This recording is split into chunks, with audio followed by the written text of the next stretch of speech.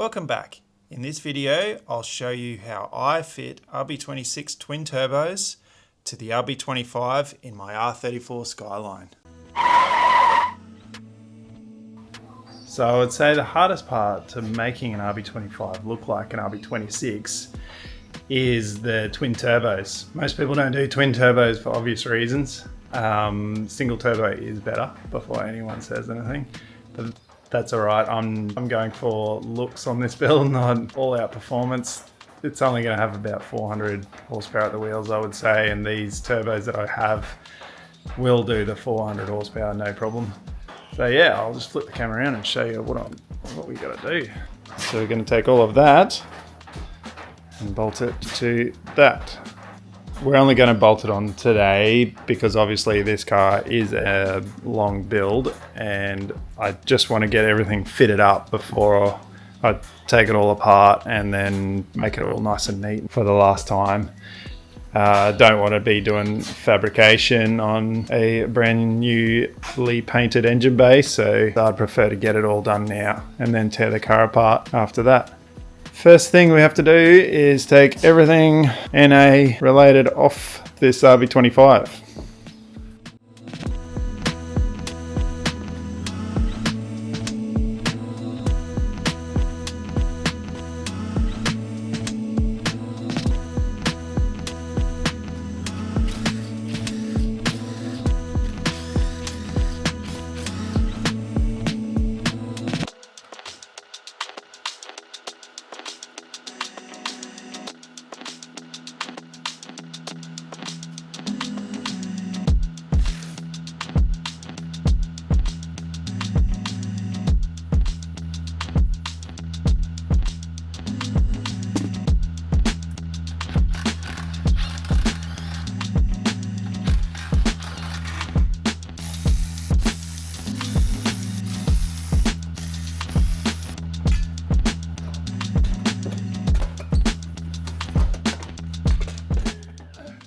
There we have it.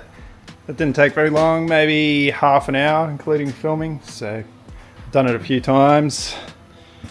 That's the big pile of NA parts there that we're not gonna need anymore, so if you need any, let me know. Cheap. Show you the difference and the problems we're gonna come up against to fit these RB26 turbos. About a 300 to 350 horsepower turbo each.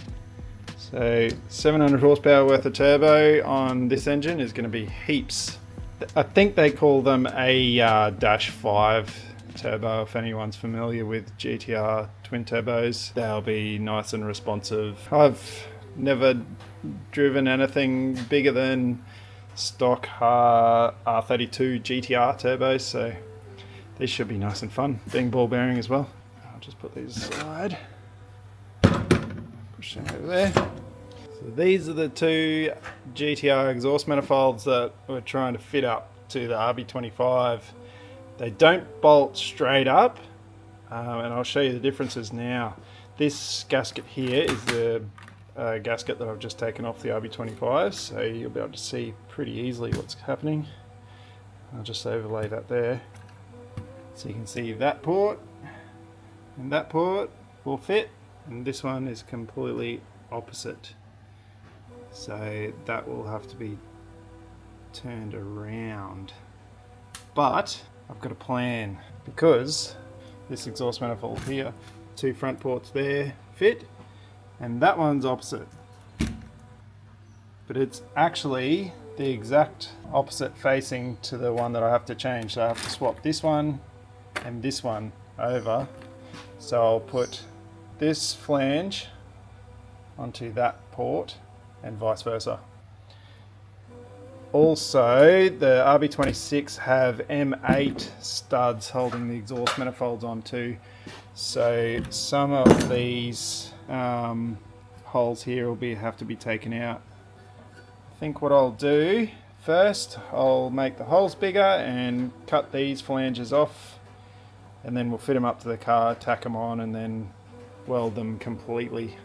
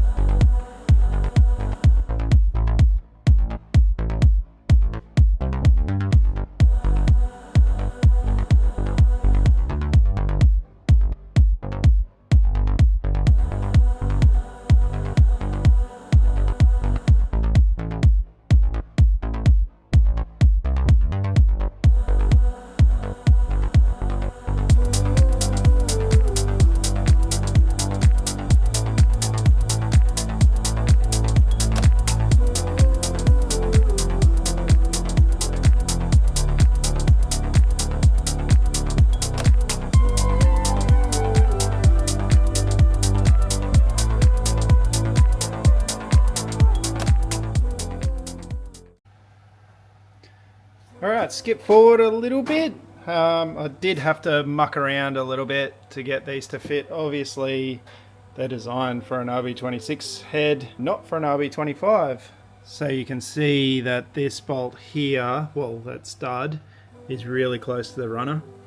There's not much else I can do about that, so I'll probably have to use a bolt instead of a stud. It'll be a pain in the ass to put on, but this one will be alright. You can see I took off as much meat here as I possibly could, so the stud will clear. I have test fitted them because I was taking them on and off the whole time. But basically that one will go on there, and that one has to be welded on there. So I'll bolt them onto the head, tack weld them with the MIG, and then take them off again and TIG them all the way around.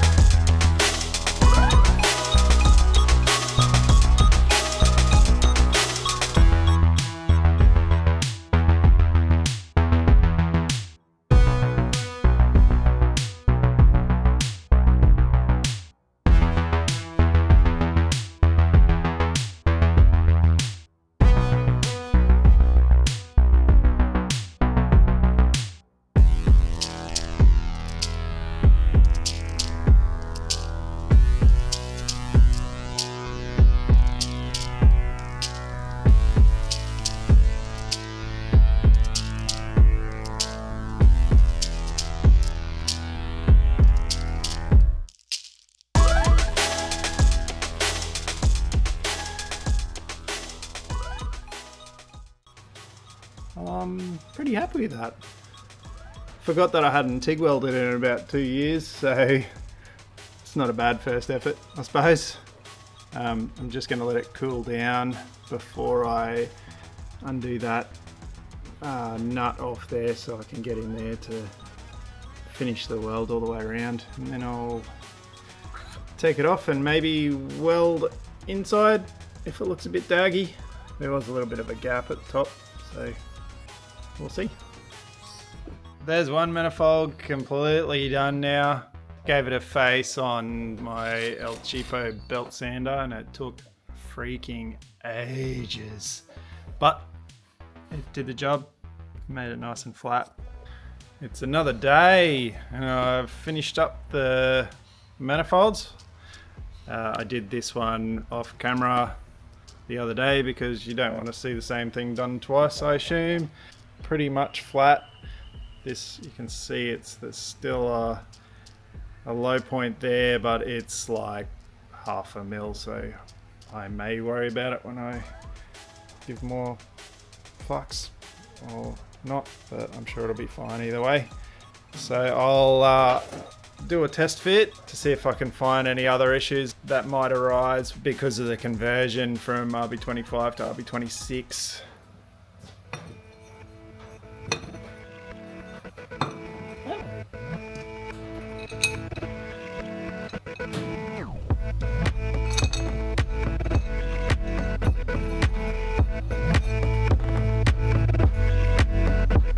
Before I bolt the turbos and manifolds on, I thought I'd just show you where the oil feeds and oil drains are going to go. This one here, that is the oil feed from the oil gallery. As far as I know, you just have to drill through if you want, or get a feed from somewhere else like an oil cooler block or something like that. Interestingly, there's an oil drain bung right there, which is normally for the RB26 front turbo. So that's already got a bung in there, that's really cool. So I'll just put the factory fitting in that and that's all good. But for the rear turbo, I'll have to drill out this section here and put a fitting in there for the rear turbo. And water lines, we'll just have to, I think they might come from this spot, possibly. Or that spot. No, not that spot. I'm not actually sure, but I'll sort that out when I bolt them on for the last time.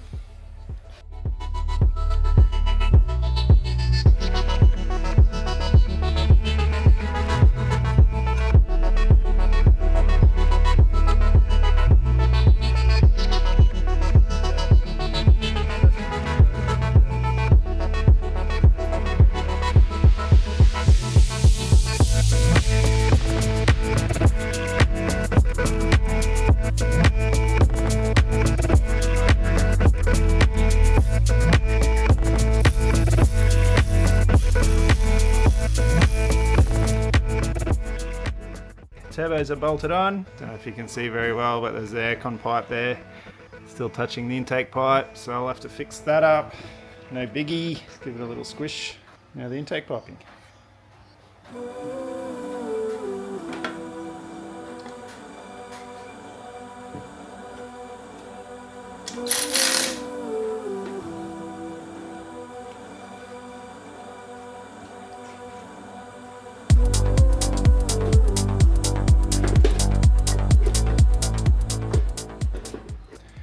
There you have it. Yeah, obviously it's just quickly mocked up, not clamped together properly or anything like that. I don't have any dump pipes, but they won't be an issue. You can see, okay, you can see that the heater hoses might be a touch close, but they'll still clear, no problem. Does look pretty shabby right now because this car is going to come completely apart and get tidied up properly. Plan is to make it really, really nice. As I've said before, I'm even thinking about replating all the bolts and everything like that just to take it to the next level, I think. One thing I actually found pretty interesting was the big gap here where between the twin turbo pipe and the RB25 rocker cover. So the RB26 rocker covers are that much higher. No wonder they look nicer. So I don't really like that RB25 cam cover look with the 26 turbos. So I will definitely be getting 26 rocker covers. As for the air box, I haven't fit it because I tried and it just doesn't go in the R34 front. Believe it or not, it doesn't bolt in anywhere. So I'm going to have to do some modifications and add some mounting points in the guards and that sort of stuff, but you can see it will fit. Well, it's not cheap, so not going to give up on that one. There's also a whole box of stuff over here that still needs to fit. All your water lines and manifold heat shields, they'll bolt on, and all the blower valve stuff. I'm still in two minds whether I'll run that or not, but it's all there for later. There you have it. That's how you bolt RB26 turbos to an RB25. Would I personally do it for performance? No, I wouldn't. They're a pain to work on, and the turbo technology's come a long way since these, so I wouldn't. But for this project, I'm going for the whole GTR look. And the twin turbo with that iconic twin turbo pipe just does it for me, so that's got to be on this car. If you like what you see, subscribe to the channel. I've got so many more videos in the pipeline, like bodywork, GTR front, GTR diff install, 8HP install, max ECU install, flaring guards, you name it. This car's gonna be a nice one. I've got a few other videos, so go back and have a look if you like, and you'll be able to see the transformation from what it is, like it looks like a bit of a turd right now, to what it's gonna be. Thanks for watching. I'll see you on the next one. See you guys.